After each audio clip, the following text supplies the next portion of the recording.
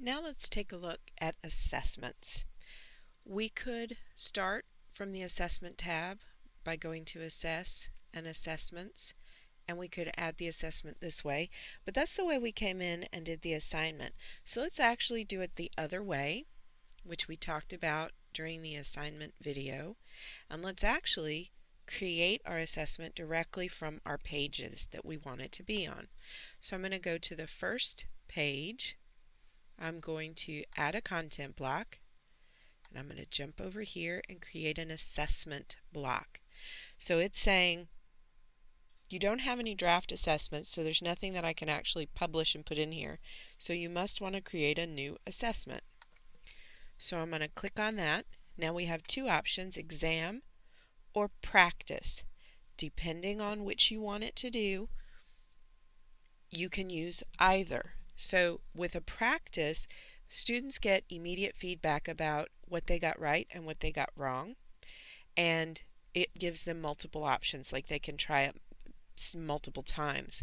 With an exam, it is more like a traditional exam setup, so they have to wait to see what they got right until it's been released, and they don't get multiple tries. So depending on the purpose of what you're setting up the assessment for, can determine whether it's an exam or a practice type. We're actually going to set up a traditional exam type as a practice so that our students can have an opportunity to try a couple of different types of questions.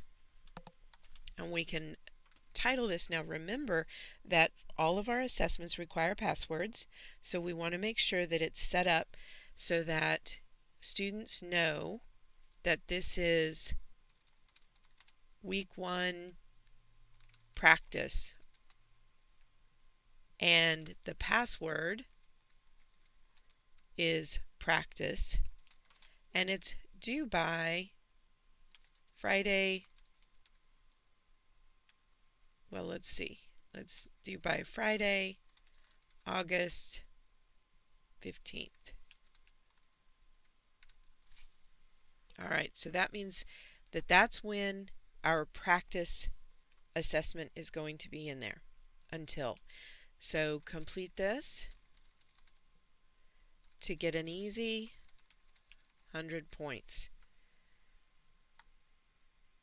All right, we do want it to be a grade book entry, and we want this to actually be a test grade. I could put it in with the daily assignments as well, but I'm going to go ahead and put that in with the tests so that we can see where that is. Now, if there's additional information, I can tag that, but that has to do with using a library, not something that you need to worry about right now. All right, so we can say next. All of our exams must have time limits, but you want to make sure that you allow plenty of time. So this is just a quick 2-question test, so I'm going to select 15 minutes there, and the students can take this exam one time.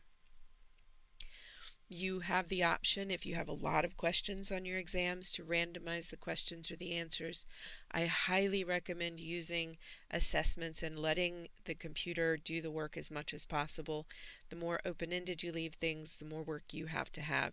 Putting in some time and effort on the front end to create some really good exams, multiple choice, true, false, short answer, can really go a long way towards automating and making things easy during the school year.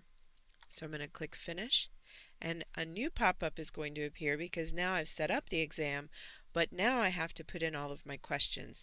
And you can see that this is the name. It's a long name, but it's very easy for students to know what the password is and when it's due just by looking at it. We're currently in draft mode, so you see the little draft in parentheses at the end there.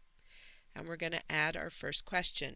And here's where you see you have a lot of options for a new question.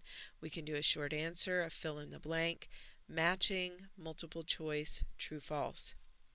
The fill in the blank, the only caution that I would give for this one is they have to type it in exactly as you put it in there. If they misspell something, if they put an extra space at the beginning or in the middle, it is going to count it wrong because it's looking for the exact thing. So you want to make sure that if you use that you go back through and you check their answers to see if they actually did get it correct. So we're going to go to multiple choice, and maybe we are going to have them say, I'm taking this class because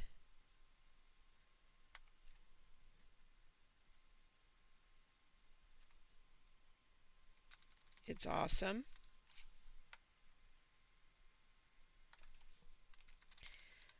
My mom made me.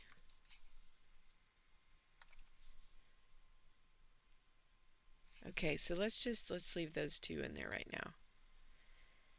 And we can add as many choices as we want. We have the ability to weight these if you want one part of your exam to have more weight within the exam, you can do that. And then you can finish and add another. I need to choose which one of these is the correct answer. So we're going to say my mom made me is not the correct answer. We're going to finish and add another question. And we don't want that kind of question. So we're going to cancel. And we're going to add a question, except this time we're going to do a short answer. And we are going to say, tell me 2 things you already know about Microsoft Office, or whatever your subject may be. And it's going to give them the opportunity to put in their information there. So you can do a true-false, you can do an open-ended question, and then they can practice putting in the password at that point.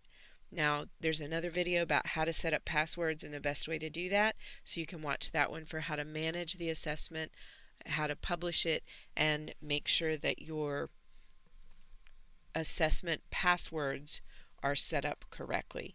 But for now, it's going to stay in draft mode, which means that students will not be able to see it. They will not see it over here until it has been published and you have set up your passwords to go with it.